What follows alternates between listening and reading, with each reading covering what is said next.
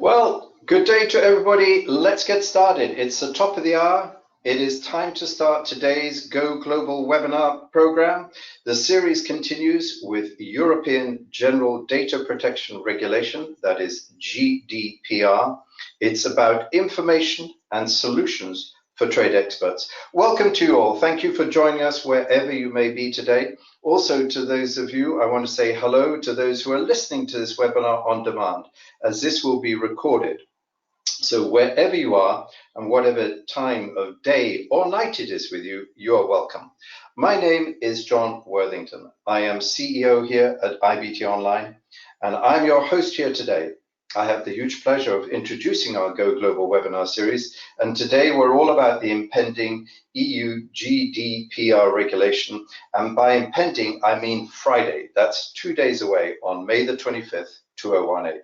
We're passionate about our Go Global webinar series. It's all about knowledge and understanding in this fast-moving, ever-changing online and international world.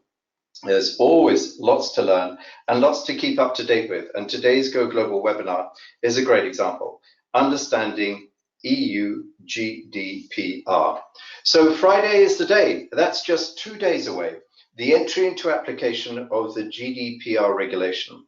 There will be one set of data protection rules for all companies operating in the EU, wherever they are based. A date of huge significance and importance with regards to your, our, or everybody's personal data. And as Facebook's COO, Sheryl Sandberg, has said, everybody related to that, Europe is way ahead on this subject. GDPR is serious, and clearly Facebook is taking GDPR seriously, especially after the data of 87 million Facebook users was taken and misused. Again, Sheryl Sandberg has said, we are comprehensively looking at how Facebook data will be used.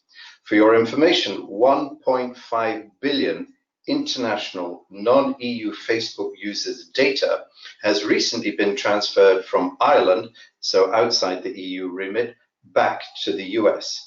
And CEO Zuckerberg was in Brussels yesterday facing questioning from the European Parliament and stating Facebook is GDPR compliant. So for your information about other countries, 120 other countries are looking at EU GDPR with regards to their own citizens. GDPR could become a global best practice, a benchmark, even a norm. And do know that any country wanting to sign a trade deal with the EU will have to sign up with respect to GDPR and the flow of EU citizen data. So this has huge implications for individuals worldwide. Going forward, we will have greater rights over our data. GDPR is pushing us to become digital adults and aware of our newfound rights and the poor practices of certain organizations. I found it interesting to learn that Tim Berners-Lee, who is considered to be one of the founders of the internet and is now over at MIT, says GDPR is crucial to promote competition on the net, which is dominated by a handful of platforms. Tim says in a better world, you'd have complete control over your information. And indeed, he and some like-minded MIT web gurus are working on technical tools to help us do just that. And on a personal note, I know myself and on this webinar, David and Susanna, we've all had hundreds of emails coming in and telling me how loved I was and how much I was thought about. Don't lose our industry-leading business insight. As a valued customer, we want to keep you. We don't want to miss you. Subscribe or lose us forever. We love your presence. We value your relationship. Now, all of these emails and more, I've been offered discounts and money to stay in. I'd have to say, I feel really powerful. It's a great feeling after years of floundering under junk email. I feel the law is now finally catching up and is on my side, and I'm enjoying this sensation of who and who may not have my personal data. Just for information purposes, also US agencies, state agencies who have much EU data from EU citizens, I've received only one email, and that was from the Wisconsin Economic Development Corporation, the WEDC, and I opted in, so I want to say bravo to Katie and her team. Now, before we get going into the real detail here of this subject, I'd like to just do 1 second of housekeeping. So, housekeeping, do note that this webinar is one of a series. And do know that we've been doing this for over 3 years, and there's a backlog of webinars to get to on all sorts of related subjects. This webinar will be approximately 45 minutes long, introduced by Susanna. There will be 3 polls, so please be ready for those polls. There will be questions, so use that box. Please send in your questions. There's a chat box, don't hesitate to use it. And at the very end, there'll be a brief GDPR compliance survey, so please give us some feedback. And do know that we will be sending you a copy of this on Friday. So kick back and relax and enjoy the European GDPR webinar. I'd now like to take a moment to present David and Susanna. Now, David, in the center of your screen, well, David has over 25 years experience in international trade. David is the Export Trade Director of the state of Delaware, as well as being the president of SIDO. And in that capacity, he sits with us today. SIDO is the premier US organization dedicated to supporting state international trade agencies, whose mission statement states, SIDO provides state trade promotion professionals with a forum for collaboration and sharing best practices, as well as advocates for states' international trade development issues so that US companies remain globally competitive. And to that, we would also add compliant. On the left of your screen is Susanna. Many of you know Susanna as well, IVT Online's Chief Content Officer. And in that capacity, Susanna has responsibility and leadership for GDPR within IVT Online. Susanna is responsible for all of our digital media and multi-channel publications and brings all of that together, curates a huge wealth of international online information. So do go and check out the white books, the white papers, the ebooks, the infograms that we have on this subject, which are all in our resources section on our website. And Susanna has spent her career working in business internationally in the US, that is over in New York, as well as France and Germany and the UK. 2 words on IVT. IVT is a privately held US and European company. IVT stands for International Business and Technologies. That's online technologies. We've been in business since 2002. That's over 16 years, helping our clients grow internationally. We're very proud of a number of awards that we've won, helping over 400 companies and over 1,000 online global programs. Now, with that, I'm going to hand over to Susanna, who will just talk us through today's agenda. Thank you for joining us. Thank you very much, John, for the introduction. And it's a real pleasure to be here talking about GDPR today to everybody. So I thought we'd get straight away, I mean, we've got a lot to cover, so we get straight in there. I've divided up into sort of 4 sections, and then we can talk first about sort of why GDPR, why is this important? Then the major factors about the highlights of GDPR, what are the main attributes, the main sort of pillars of GDPR, some solutions we have found which work for people who are engaged in companies who are engaged in trade, and then some case studies and for the solutions as well.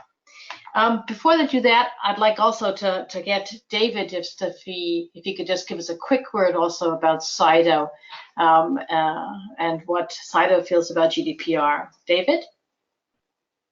Thanks very much, Susanna, and thank you, John, for this opportunity. You know, this is a really important issue, and we at SIDO, one of our mandates is to bring these types of issues to our membership and provide a forum and a framework where we can talk through these issues, learn about these issues, and provide information ultimately to our companies to help them through these issues. So we're very happy to IVT Online for putting on today's seminar. It's a great topic. As John mentioned, it's extraordinarily timely.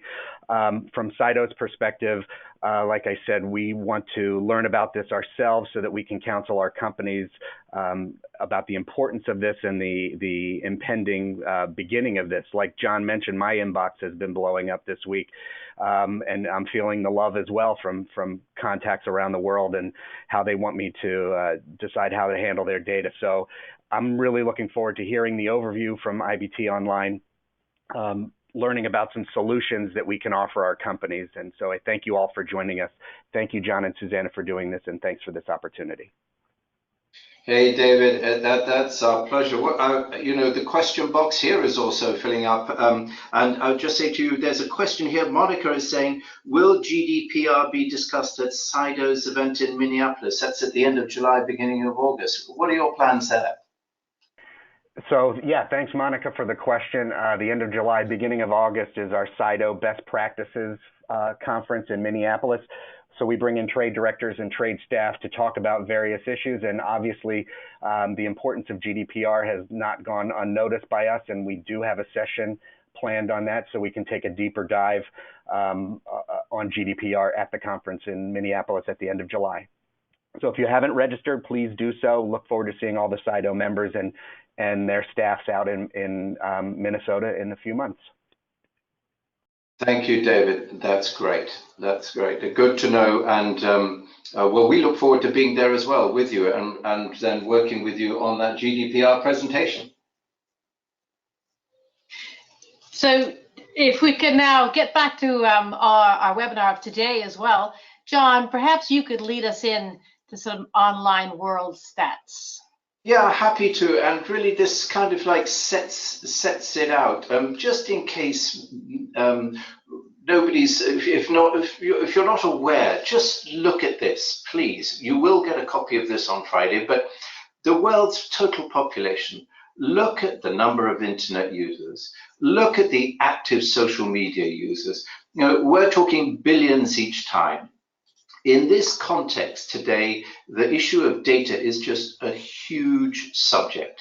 You know, 10 years ago, certainly 20 years ago, when the web was really getting going, shall we say, in the early 1990s, this was not a subject. But now, with billions of users around the world, all internet users with their data being shared, the subject of data and data manipulation and control is now of huge importance.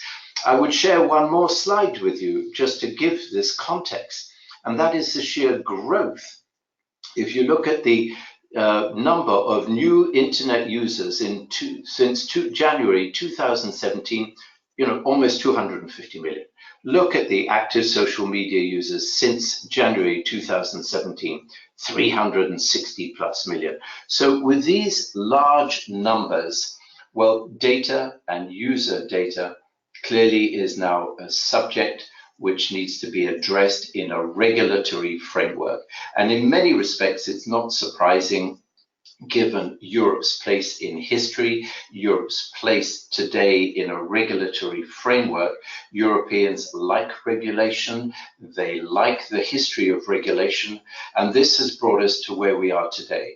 In the next slide, we can see we're talking about the European Union. So it's a big economy. It's an important subject in a big economy, $17 trillion economy, 28 countries. Just in case we don't know, that's over 500 million inhabitants, and 433 of them on the internet, and 300 million of them are shopping. So with this kind of context, it is perhaps not surprising that Europe is really one of the countries, one of the, shall we say, economic groupings to come out first with such a regulatory framework. But this didn't happen from nowhere. The GDPR has been, shall we say, in the offing for 2 years. A declaration was made over 2 years, giving companies and everybody 2 years to get ready. But before that, there were rules and regulations, European online milestones, cookies, Impressum in Germany, access for disability, 1995, EU data protection, member state data protection. So there was the whole issue of safe harbor and privacy shield, sharing data, European data extracted. So with that background, today we're arriving at a very historic moment, and we want to thank you for joining us and just say to you, do remember this date. This will be a date that we will all look back on as the world advances related to its view on data. Now, we do have a first poll which I want to share with you. The first poll is going to, which I'm launching now. So please come, click on your mice, please participate in this poll. Has GDPR negatively affected your business plans for Europe? Now, we would like to get some feedback from you. We'd like to get an idea. Is it yes, doing less business, unchanged, no, doing more business, not sure? Let me give you some feedback. 53% of people, of respondents are saying it's unchanged. 10% are saying no, doing more business in Europe, and there's a good 30% there saying not sure. It is interesting. There are certainly organizations that are looking at this because it's one regulatory framework across 28 countries as being a simplification and an improvement. There are opportunities. So I want to thank you for participating in this poll, which I'm going to close now, and I'm going to hand over to Susanna. Thank you very much, John. That was an interesting observation, actually, from that poll. I wanted to talk about some of the major highlights, some of the major pillars of GDPR, just to sort of set the framework again. So GDPR, in a nutshell, is basically a set of rules that requires businesses to protect personal data for all people living in Europe. And it's also a question of what is that data. It's any data owned by an individual. And I think the premise behind GDPR is also worth really highlighting. The premise is simply that it's the individual who owns that data, not the company. And the individual can, in a sense, lease or loan that data to a company for a while, but still has inalienable rights to that. And that organizations, as well as companies, have obligations towards those rights. So that's the sort of underlying premise of the thing. A couple of the major sort of structures, as John was saying, it comes into force at the end of this week. There are, in fact, 32 countries who have signed up for it right now. The 28 of the European Union, plus the 4 of the EEA, includes little tiny Liechtenstein, but also sort of Norway and Switzerland. So those 32 countries people are watching very closely to see where this goes and how it's enforced, how it's taken up. And a lot of other countries are looking at implementing a very similar regime, if not actually the same. I know that countries that are furthest down this road in terms of putting a similar regime in place: Canada, Australia, other parts of Europe, not included in the EEA. Some countries even in Latin America. So there's a lot of interest going on in seeing how this is going to work. I guess, in a sense, as John was saying, in the past there used to be there were these sort of big, the 1995 Act in particular, in Europe for setting data protection regulation. But then each country developed its own supervisory authority and rules. This meant that across Europe, there were like literally 28 different sets of data protection rules. And most importantly, none of those authorities had real teeth. None of them had anything to enforce it with. GDPR is a single set of rules for the entire of the Europe and EEA, and it has teeth. The non-compliance will be enforced, and it can be pretty heavy. I'm betting that some of the supervisory authorities will come out with some major statements in the next few months, and I think that they will have particularly large consumer-based companies in their sights. So EU data, citizens' data rights, what are they? What are the core ones to really watch out for? The rights of anyone in Europe can be summarized in these 4 main topics. One is portability.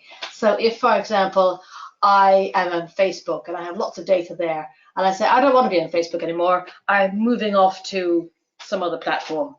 So I want to bring all my data that I have on Facebook, and I bring it, and I take that with me. And put it onto another platform. It's my data, so I have portability right. I also have the right to be forgotten within a company, within an organization, within a social media platform. I have the right to be forgotten. I have the right to view my data. And this is actually important because EU citizens can go to an organization or to a company and say, what is exactly the data you have on me? And give me a full list. And you've got to reply within 3 working days. That's a very short period of time. And I have the right as a European, to make changes to that data. So those are the core attributes of the citizens' rights. One of the major aspects of GDPR, which I'm not sure is always very well understood by companies that are doing trading, is this notion of a controller or a processor. within GDPR, you have controller and controller obligations and rights, or you're a processor and you have processor obligations and rights. And this is very important to understand right from the beginning where you are on that spectrum, what your role is as a company, as an organization, because that's what determines those rights. In brief, very much a summary, a controller is the one who's setting the shots. He's the one who actually says, let's do some marketing, or let's sell this product online. That's the controller of the data. The main obligations they have is enforcing GDPR. Let me take an example. If you are a company, let's say you're a US company, and you transact business in Europe via distributors, are you a controller or a processor? From GDPR's point of view, you are a controller. The ultimate decision-making comes from you. And in that case, as a controller of data, you have GDPR obligations.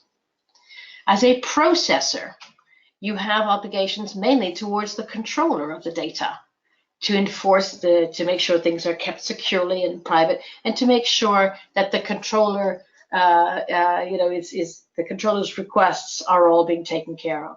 So again, taking my example of a US company that sells via distributors in Europe, the distributor is the processor.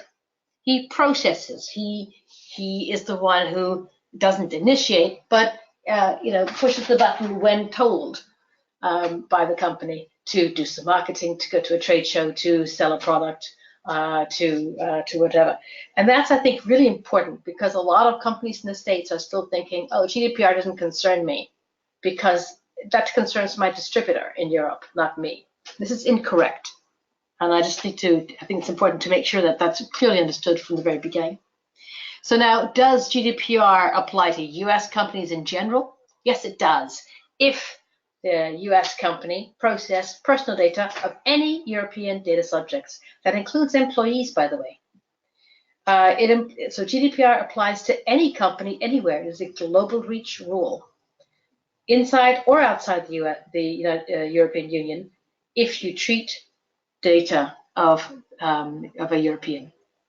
And it applies to both goods and service companies.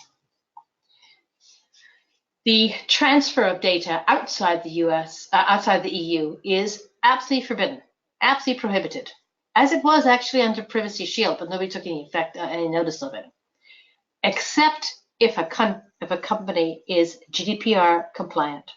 And again, I think this is very important that companies that are that export into Europe understand that they cannot take data outside Europe unless they adhere to GDPR. This really, again, goes with the notion that data belongs to the person individually, and it has a value. And this value will increase over time as more and more marketing and things go on. So a US company cannot extract data unless it is GDPR compliant. John? Susanna, yeah, I was going to say, Susanna, can I just jump in and propose a poll related to that, please? So everybody, could you get ready with your mice? And I'm going to launch this, this poll. Here we go. About your organizations or organizations that you work with and know about. For GDPR compliance, yes, compliant by May the 25th, 2 days away. Yes, started but not complete, just beginning the process, and indeed many are. Planning to start soon, and there are many there as well, and not sure as well. So let me give you some feedback. This is interesting, well done you for coming here to this webinar today. 36%, a full 36%, which is the largest single grouping, is saying not sure. 17% are saying I'm planning to start soon. 27% are saying just beginning the process. 3% say that they'll be ready. Well done you at the forefront, there you go. And 19% are saying started but not complete. Well, again, well done to those. We hope that today's webinar will help you in this process and help you down the road to compliance. And as you can see from Susanna's presentation, compliance is crucial. Here we are. I'm going to close this and hand back to Susanna. Thank you, Susanna. Thank you. That's an interesting poll, indeed. I'm glad, though, that you're all on these webinars and taking it seriously and getting information. So now we're going to talk about some of the solutions that we feel appropriate for trade experts and what we've experienced in the last few months with US companies in particular and some of the solutions we found. I think one of the first things was to try and break down GDPR into some of its component parts and say, you know, these are manageable areas that we can all work on. And in a sense, we've done that by saying, okay, there's a part of GDPR which are internal reviews. And that is really the part that the company has to do itself. It has to start looking at its own ways of, you know, storing data. Is it, you know, storing data in a secure, respectful manner? Do they use good systems? Do they have? Are people walking around with computers easily, or do they have good passwords? This sort of thing, and that includes, you know, for employees, and it includes also a level of educating employees internally. So these are these internal rules.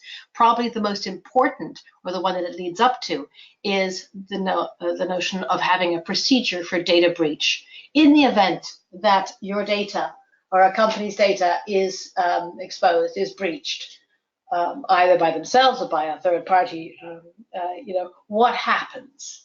Has it been backed up somewhere? Do they have a means of contacting people? So that's the key sort of internal review test at the end. The sort of litmus test is, do they have a procedure for data breach for that? And those kind of internal reviews for the organization or the company is something that you have to really just sort of say, you've got to do it. You've got to sort of get enthusiastic about it, but it's something that you've got to leave to the company to do. This middle section here, what I've called processor reviews, relates to that notion of controller and processor. Part of GDPR is making sure that the partners you work with are also GDPR compliant and are handling your data in a safe, secure, respectful manner. So this can be all kinds of different service providers. Typically, it's things like logistic partners, distributors, but also software platforms and apps that you might be using. Salesforce, for example, is a processor. They've spent a lot of time on making themselves GDPR compliant. They are GDPR compliant. Constant Contacts, MailChimp, these are all GDPR compliant processors.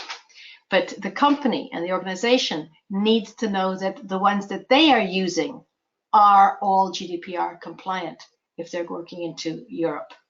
So just to make sure, for example, that the logistic partner that they're using is GDPR compliant.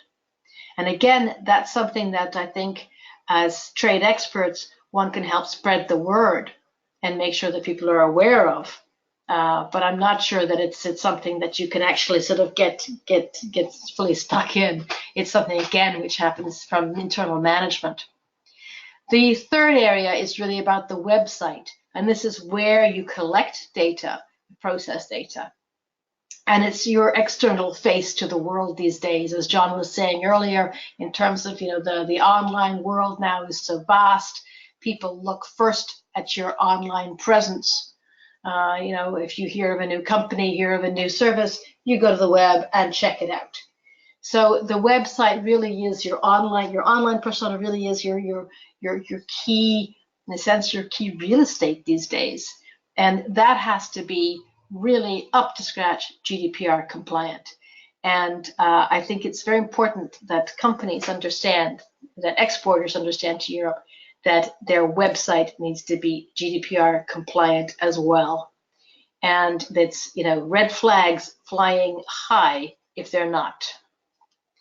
So some of the key things I'd like to talk about that in particular. The first really is security.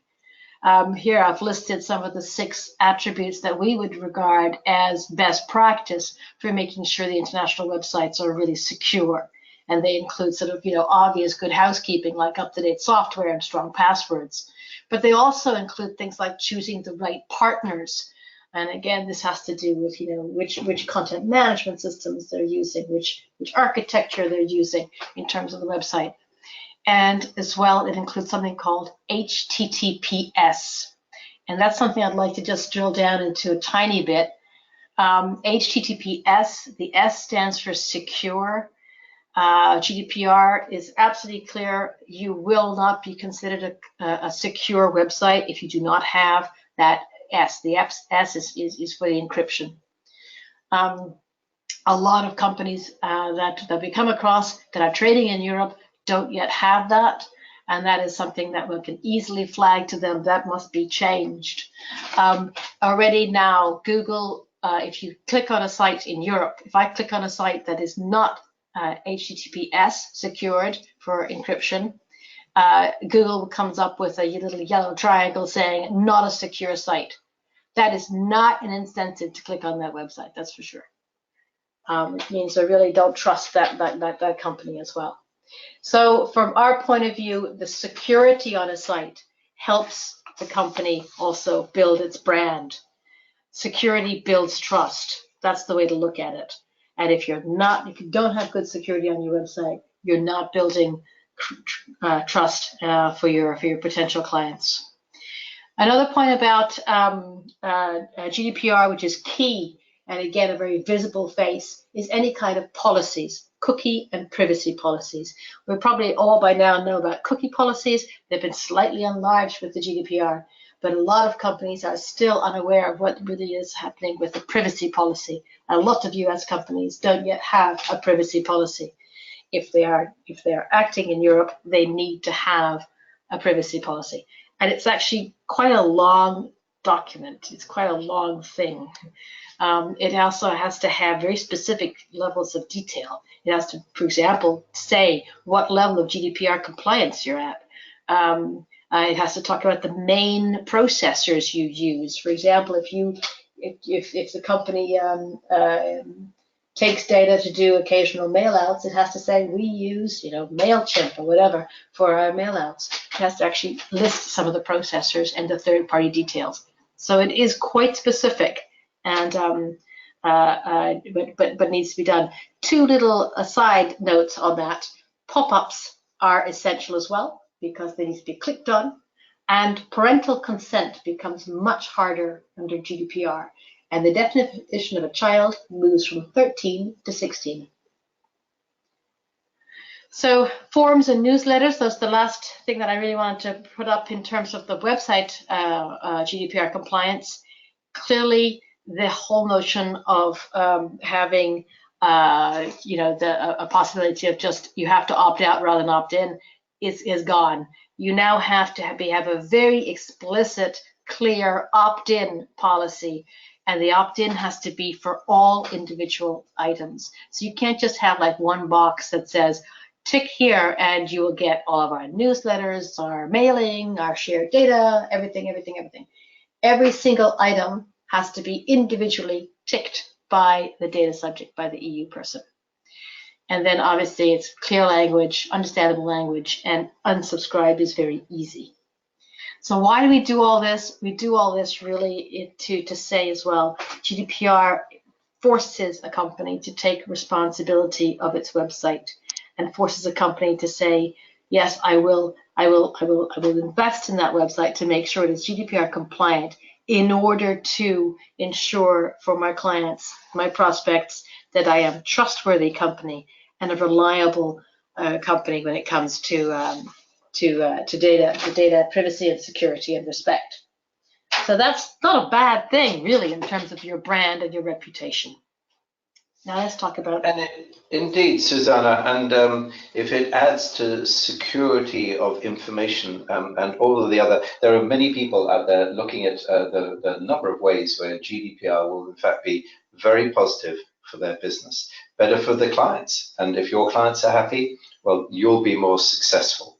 So we have another poll. It is poll number 3, and I'm about to launch it. So please, can we have your opinion on this and your view? So here we go, launching.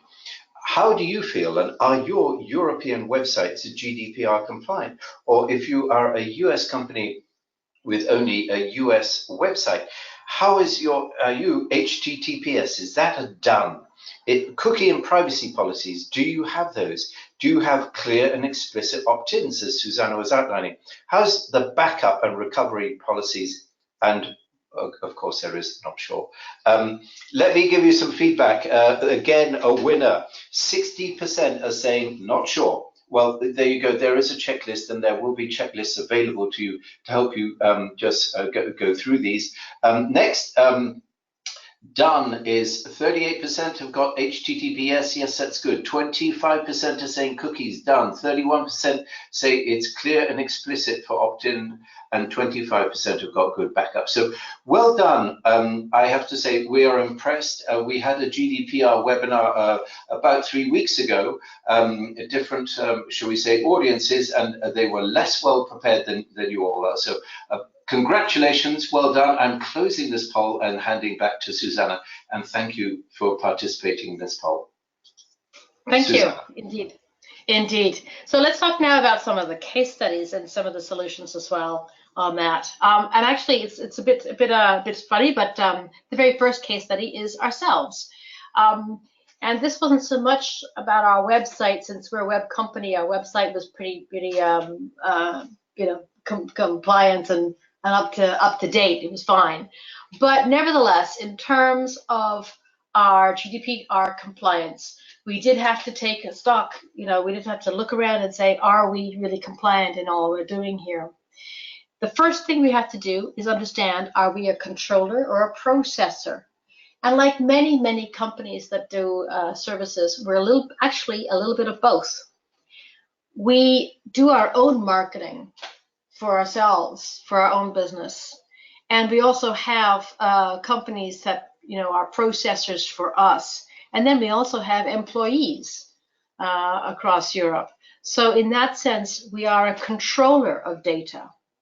But our core business, which is building and managing websites, and here I've written European websites, but building and managing websites and marketing, that's all about being a processor for companies.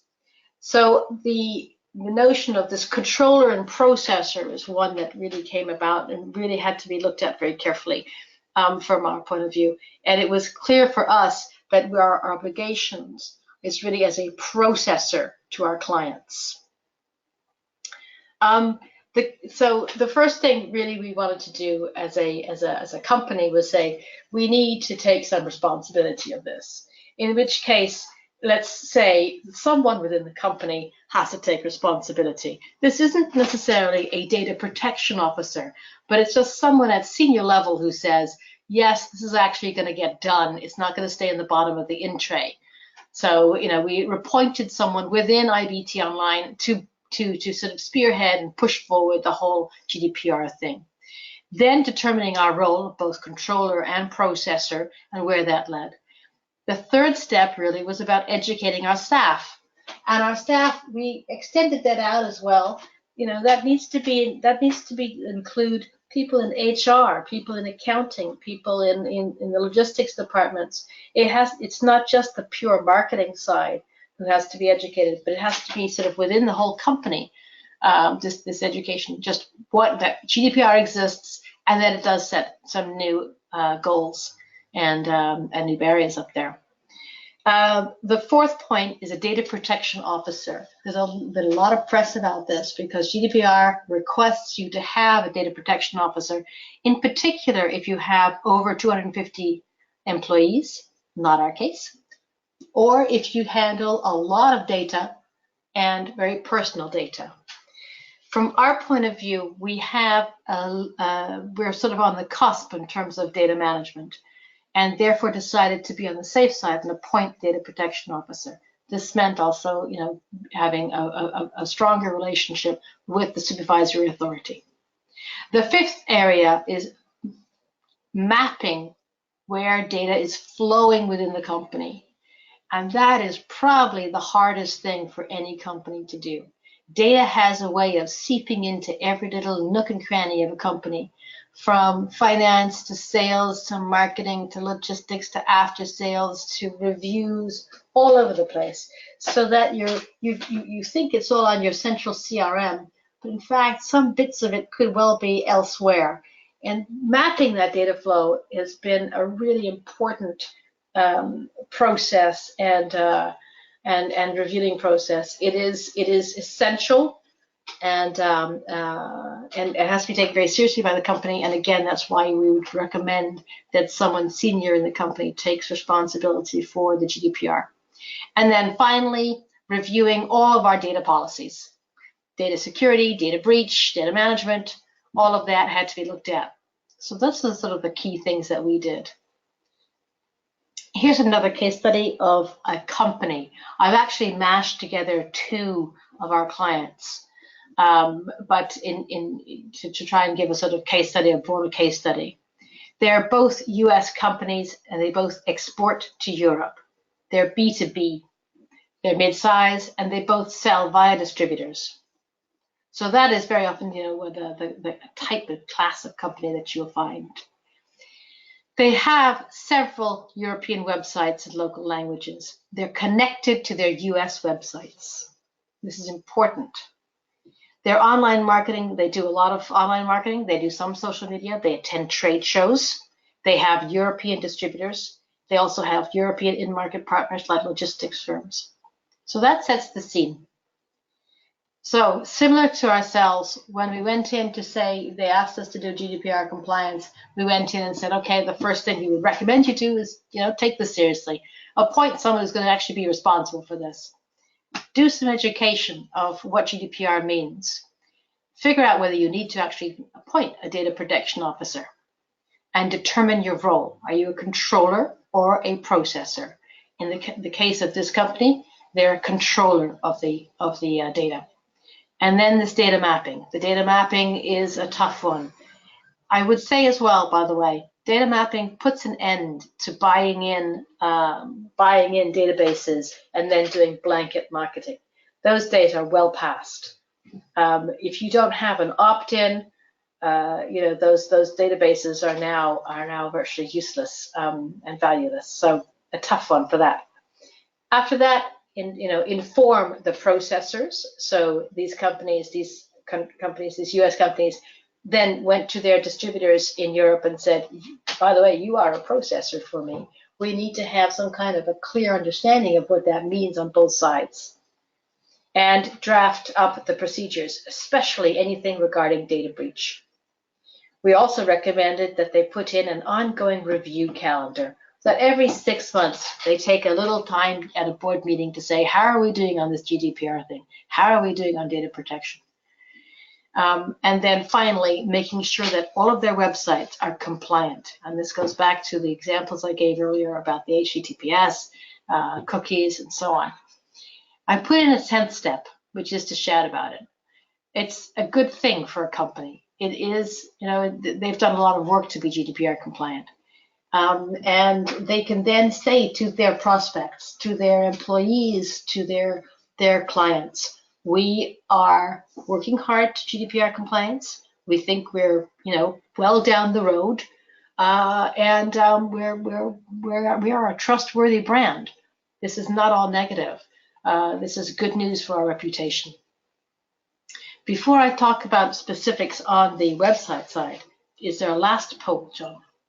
No, actually, that poll we ran a short while ago, so we can go straight on to that. Thank you. Okay, I apologize then.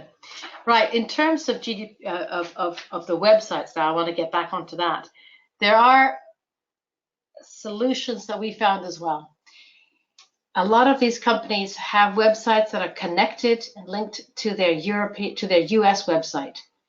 And it was obvious when looking at GDPR that they would have to significantly change their US website.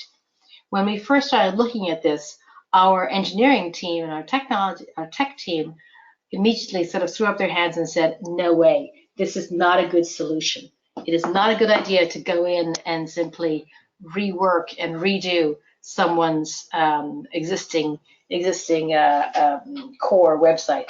You're writing code on top of other code. we'll mess it up. It's going to be a disaster. Don't do that. So we got a very clear message. If you're going to be GDPR compliant on your websites, you need to either rebuild part of your US one completely, or separate it out and have a dedicated European GDPR compliant website. And in the case of the two clients that I mentioned, the case studies, both of them decided to have dedicated European websites. That makes life a lot easier for them.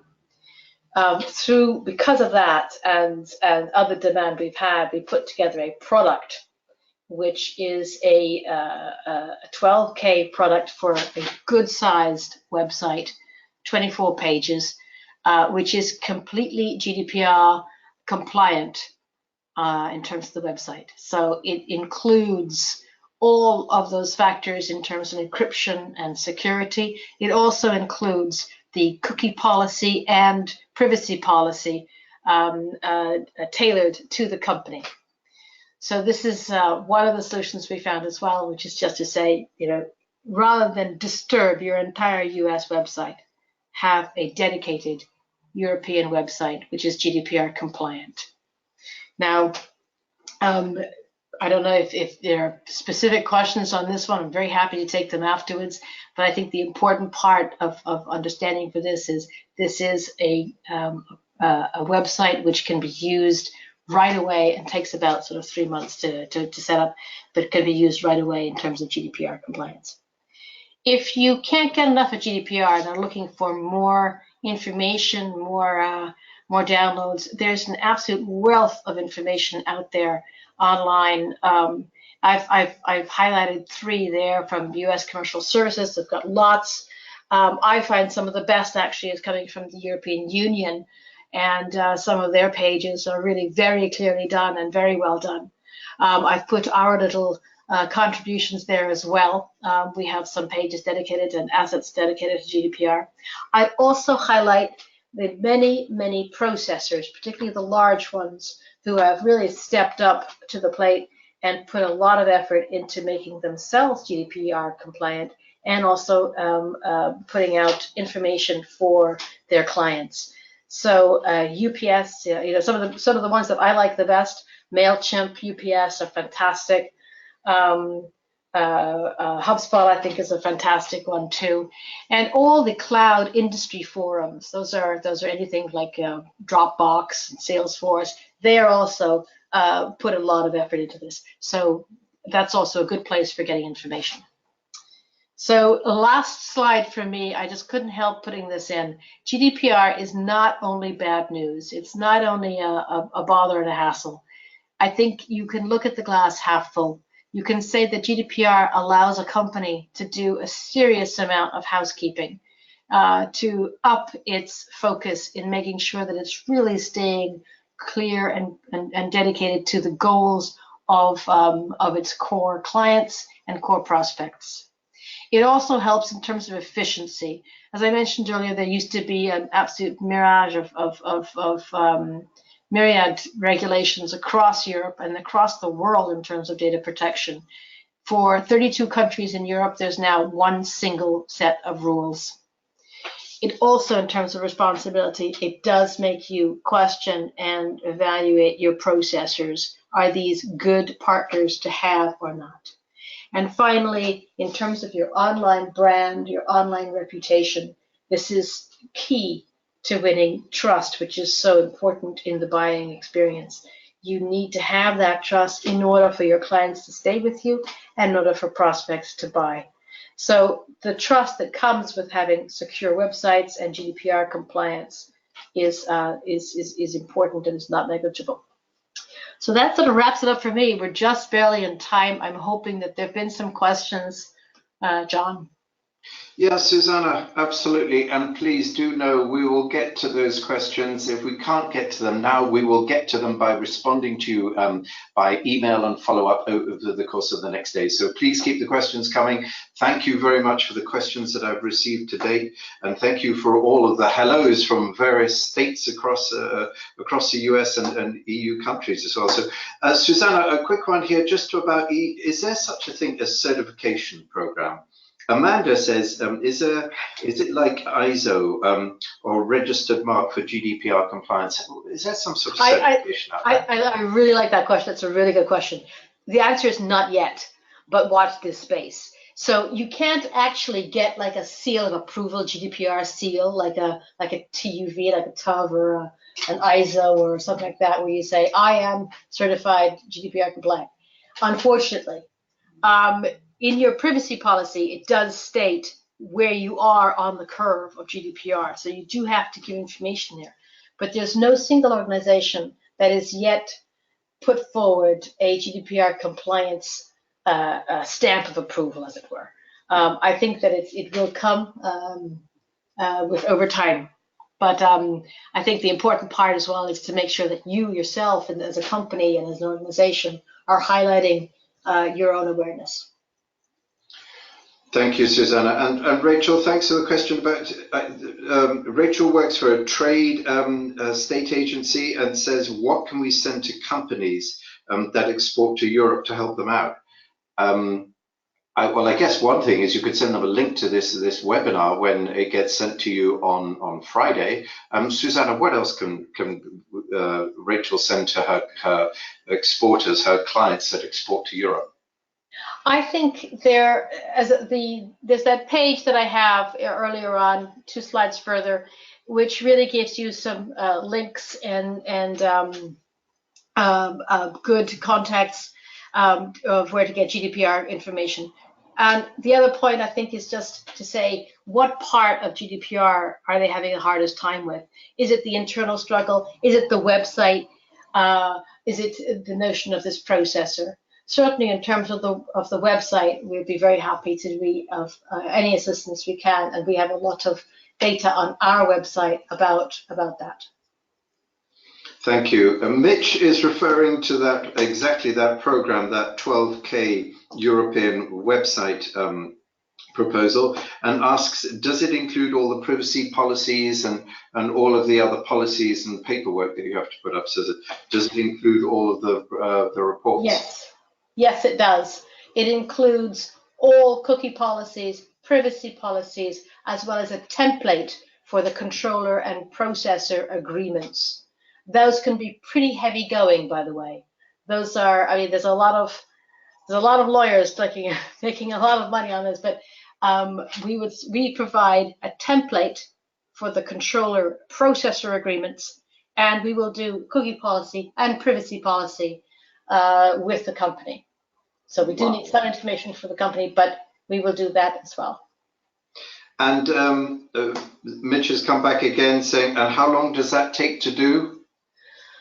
We try to keep websites to 3 months. If they have a lot of bells and whistles, if they're an e-commerce site, it can drag on to 4. But otherwise, we have a pretty good track record for 3-month turnaround completion from start date. So somebody kicking off something in June, July, August, September, they sort of, in terms of that compliant piece, addressed by September. Absolutely, they're just ready for that trade show season in Europe. Yeah, interesting. And I've got one last question, which says, actually, who enforces GDPR? I like that question. It's a good point. Who's actually going to enforce it? Yes. Every country, every member state has a data protection agency, a supervisory authority. There's a large one in the United States as well. In the United States and Europe, there have been a lot of collaboration anyway, and they work together a lot for this. They're used to that. Now, you only need to apply to one organization anywhere in Europe, and that you don't have to apply to 28 different ones. You can only apply to one. That's fine. Who will enforce it? The country where you're registered will be the main enforcer. And I think that if you're an American company, it'll be part of the American supervisory authority as well. As an American authority, you cannot actually, count on just being hidden. You can't count on them not noticing you. I think that's something that's not going to happen. The Europeans and the Americans are working closely on this. Very interesting. Look, Susanna, I think we're over time. Unfortunately, I apologize to those with a hard deadline. We have to close now. Thank you for the questions that keep coming in. Yes, we've got them. You will be responded to. But at this time, I must make the closing remarks. I want to thank everybody for participating today. We hope you've enjoyed the webinar. We hope that you found lots of useful information and have a much better understanding of GDPR, the challenges, and how to begin the process or even complete the process of ensuring your compliance, or for those of you responsible for companies and other exporters as trade officers, that you have the tools to go out there and talk to some of the companies and give them a helping hand. At IVT Online, we do understand the GDPR challenges, and we are here to help and provide solutions. So don't forget that there is a brief GDPR compliance survey. So 2 more minutes of your time as we shut this down. Please give us some input and feedback. Helps us better support you going forward. And you will get a copy of this recording and slide deck on Friday. So watch out for that. So Susanna and David, thank you both very much for what a great job done. On behalf of all of us attendees and listeners, we do appreciate the understanding that you've given us today of the European General Data Protection Regulation. Friday, just 2 days away. So let's all go and get compliant. And on behalf of us all, here you go. There's a little bit of applause from us to say thank you. Thank you, David. Thank you, Susanna. And good luck with your GDPR compliance program. Thank you.